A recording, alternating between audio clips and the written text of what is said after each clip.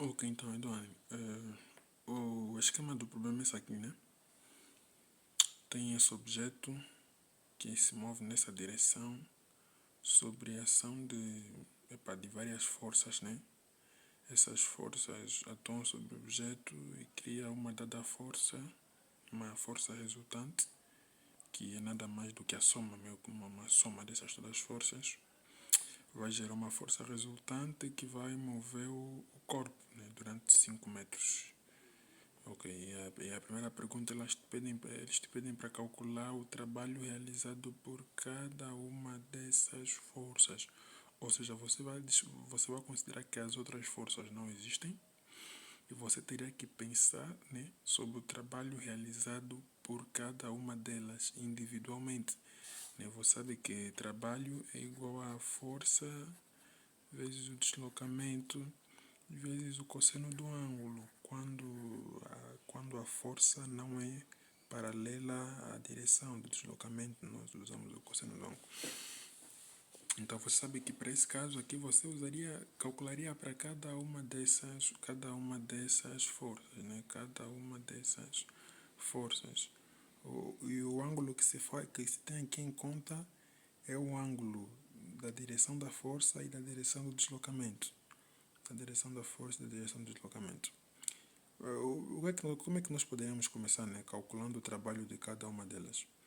A força N, essa força N, força normal, ela atua nessa direção, né?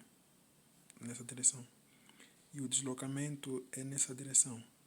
Esse ângulo que faz aqui é um ângulo de 90 graus. É um ângulo de 90 graus, né? Seria o nosso θ, né? O nosso θ. É um ângulo de 90 graus. Então, se nós fôssemos calcular o trabalho da força normal, seria a força normal vezes deslocamento vezes o cosseno de 90 graus. Porque essa é a direção da força, né? da direção da aplicação da força com o deslocamento. O cosseno de 90 graus é igual a zero. Então, nós obteríamos que o trabalho é igual a zero. Independentemente da força e do deslocamento. Visto que o cosseno de 90 graus é igual a zero, então o trabalho vai ser de 0 joules. E nós podemos generalizar isso, né? Todas as forças que se aplicam perpendicularmente à direção do deslocamento, essas forças realizam trabalho zero. Então, já falamos, né? Já demos a resposta para a força normal e a força peso. Elas são aplicadas perpendicularmente em relação à direção do deslocamento, então o seu trabalho é nulo. Essa é a resposta para a força normal e a força peso. Para essa força aqui, você usa essa fórmula de novo. Trabalho igual a força vezes deslocamento vezes o cosseno do ângulo. O valor dessa força está aqui, cosseno do ângulo está aqui, deslocamento está aqui. Você vai encontrar o trabalho realizado por essa força.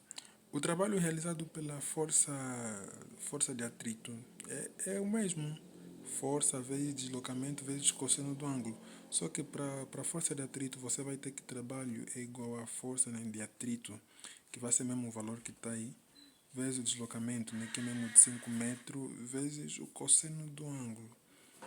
O cosseno do ângulo. Só que o ângulo não vai ser isso aqui. Em relação a essa força, o ângulo vai ser de 180 graus. Se você pegar, né, essa força e tentar tipo desenhar aqui em cima, você pode fazer isso porque é um vetor. Você vai obter que o ângulo, né, em relação à direção do deslocamento e essa força, né, que ela está se apontada nesse sentido, o ângulo vai ser de 180 graus. Né? Isso aqui é metade, né? 180 graus.